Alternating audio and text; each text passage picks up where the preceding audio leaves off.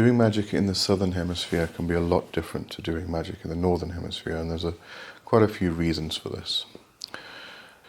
So if you are working in the southern hemisphere, you'll definitely want to watch this.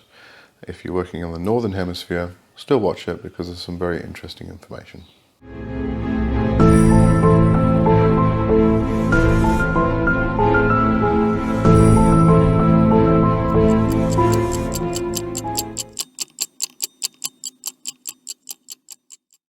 Alright, so being in the southern hemisphere, especially when people come to a magical path and they just start looking into it, they're most likely to pick up a book or watch a YouTube video or a blog post or someone's website that was created by someone who is probably in the northern hemisphere. And the way they describe moving around the circle, actually creating the circle, working with the energies and things like that, is all based on somebody working in the northern hemisphere. And it's very rare that somebody from that side of the world will actually take into consideration anybody working in the southern hemisphere.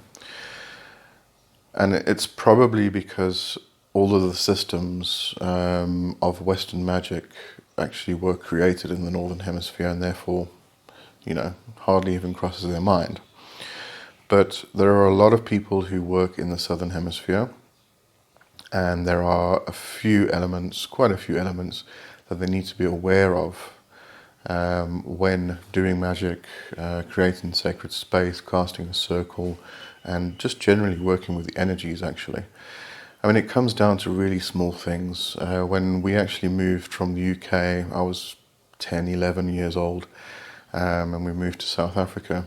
One of the first things my dad actually noticed was that trust my dad for this, was that when you let the water out of the sink and the water runs down the drain, the way it actually whirlpools around the drain is the opposite to what it does in the northern hemisphere. So there's all these opposites that start to take place. I mean, the seasons, for instance. If you're working in the northern hemisphere, I'm gonna take Samhain and Beltane as an axis because they are actually the axis of the year. If you're working in the northern hemisphere, we're now coming up to Samhain, the end of October, beginning of November. But in South Africa, seasonally, it's actually Beltane. So you've got total opposites. And there's some very interesting things you can actually look into on this. The question was once raised about the zodiacs and astrology. And all of the systems, the astrological systems pertaining to the zodiacs, sun signs, moon signs, etc., were developed in the northern hemisphere. And because of the seasonal shifts, because of the year shifts and the months and everything else, it could be quite possible that somebody born in the southern hemisphere, I'm Virgo, for instance. So if I was born in the southern hemisphere in September, and therefore I'm a Virgo, am I actually a Pisces? Because it should be a 6-month shift from one to the other. I was born in the northern hemisphere, therefore I am Virgo according to the northern hemisphere system of astrology. But if you're born in the southern hemisphere, are you actually Virgo or not? Don't know, something interesting to look into if you are into astrology and zodiacs, etc. But now, working actual magic and working with the energy. If you actually look at the electromagnetic energy of the earth and also compare it to the body, what happens is the energy, if you imagine a ball being the earth, the energy actually does this, okay? So it goes in through the North Pole and out through the South Pole and circles around, okay? So it's going in the North Pole, out the South Pole. So if you're standing on the North Pole, that energy is going to be doing the same in your body, through your body. So going from, say, head to abdomen. So what it's going to be doing is going to be going into the head and out through the abdomen and circling around like this. But if you're standing on the South Pole, what's happening is it's actually coming in the opposite direction and coming out your head. So the poles actually change in your body.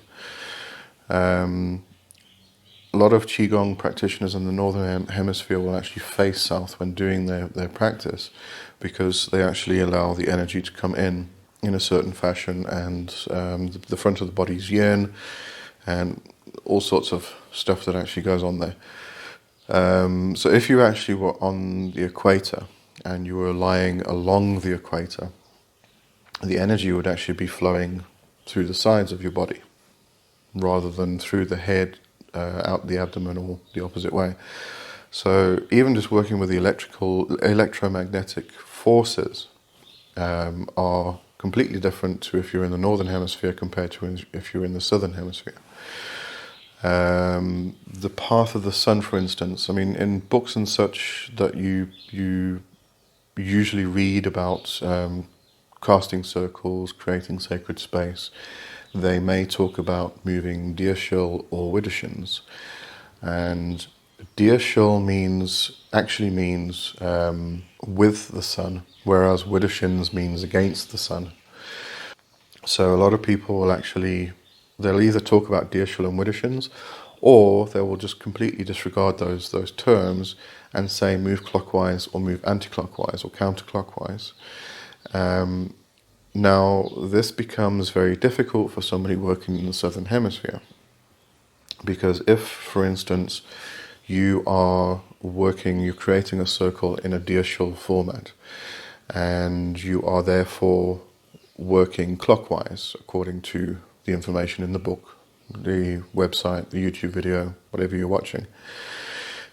If you're working in the Southern Hemisphere, in order to move Diashil, which is with the sun, you actually need to move anti-clockwise, because of the Northern Hemisphere, the sun rises in the east, it moves round to the south, it sets in the west and moves round to the north and rises again in the east. But in the Southern Hemisphere, it's the opposite. So our hottest part of the day, our hottest point, or hottest direction is actually north.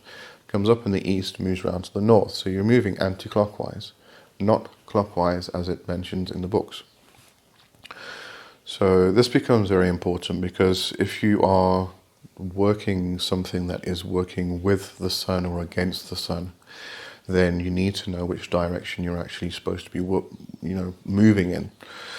Now, this does become very, very difficult with some aspects. For instance, the harvest days, the pagan holidays and things like that. As I say, we're coming up to Samhain now, but in South Africa, in the Southern Hemisphere, it's actually Beltane, because we're in spring moving into summer. But the problem is that generally everybody's celebrating Halloween. And because they're celebrating Halloween, you want to fit in with everybody. Because it's an exciting time. It's it's the 31st of October. It's Halloween, and therefore you want to celebrate Samhain. But seasonally, you would be doing it wrong. You would have to actually wait move that 6 months forward or backwards. So while everybody's celebrating Halloween, you're celebrating Beltane, which is complete opposite. Now, you do get the axis of the year, which is Samhain and Beltane, and the axis determines, we know that the Samhain is the time when the veil between the worlds is the thinnest, and the same actually happens at Beltane, not as strongly as at Samhain, but it does happen. And also, Samhain is considered to be the time when the sun is 15 degrees Scorpio. Now, if you're in the Northern Hemisphere or the Southern Hemisphere, it's going to be the same. The sun is going to be at 15 degrees Scorpio.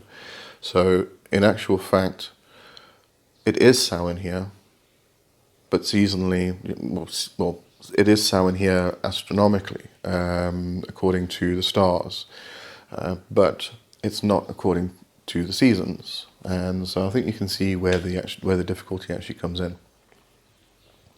So what I generally do when celebrating the seasons and the harvest days and things like that is that I will create two aspects. So, for instance, I will celebrate Samhain and Beltane at the same time. I will celebrate Samhain in the aspect of it being that time of year when everybody's just, practicing Halloween, and I can go out and practice with them and just celebrate with them. And All Hallows Eve, and it's that time when the sun is 15 degrees Scorpio, the veil between the worlds is the thinnest.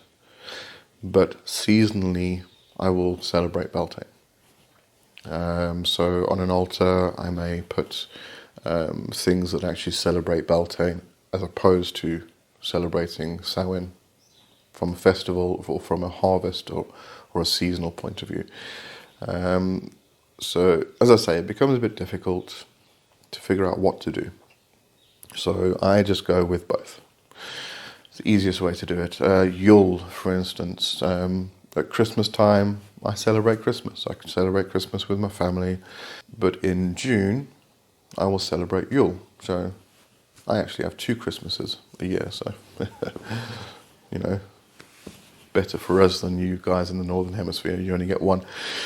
So just some things to bear in mind if you are working in the Southern Hemisphere, or if you're actually writing something that does require movement within a circle, or movement with the sun or against the sun, and you're in the Northern Hemisphere and writing this, rather use terms like Deershul and Widdershins, because using clockwise and anti-clockwise can be very disruptive to a person's practice if they're in the Southern Hemisphere. Somebody coming to witchcraft or ceremonial magic or whatever it is for the first time and reading this, and then they start actually working the magic, and they're supposed to be working in a Deershul direction, but their movements are in a Widdershins direction, so they're not actually working with the sun, they're working against the sun, and therefore they're not working in outer form, they're working in inner form, which totally contradicts the actual magic that they're trying to achieve. So just be aware of us people in the south. We're also here. We like to be considered, but there is also the aspect of working with the earth, with the sun, with the elements, the cardinal directions and things like that, as opposed to working astrally, or even working with the cosmic forces. So you need to actually define what you're actually working with. If you are working astrally, there's no actual hemispheres. So you can move in whichever direction feels correct to you. If the ritual you're doing requires you to move Widdershins, because the Widdershins movement will cause you to move inwards into the inner worlds and things like that, then if Widdershins, if you're in the Southern Hemisphere, normally you move Widdershins by moving in a clockwise direction. Astrally, you can move in a clockwise direction, or you can move in an anti-clockwise direction. At that point, it actually doesn't matter. As I say, there are no hemispheres astrally, so you can work with whichever direction feels right for you, and whichever direction actually brings you the results you're actually looking for.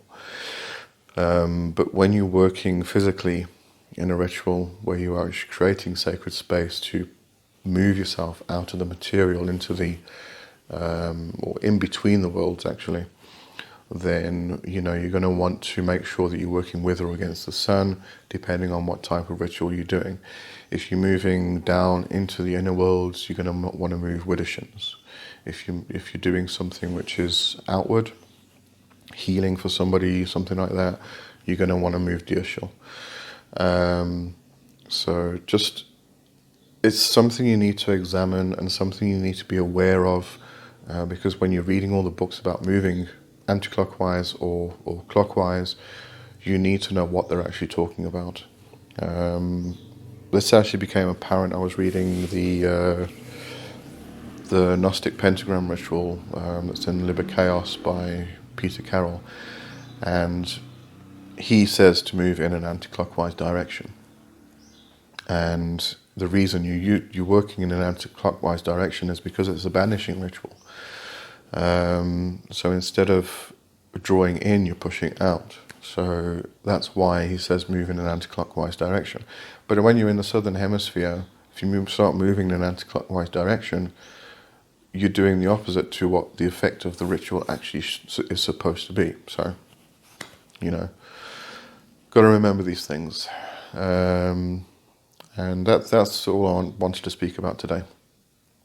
And this is actually going to set a bit of a theme for some of the videos that are coming up in the future. So I just need to clarify and clear this up a bit more. And that's it for today. It's Friday today, so have a brilliant weekend, and I'll see you next week. Cheers.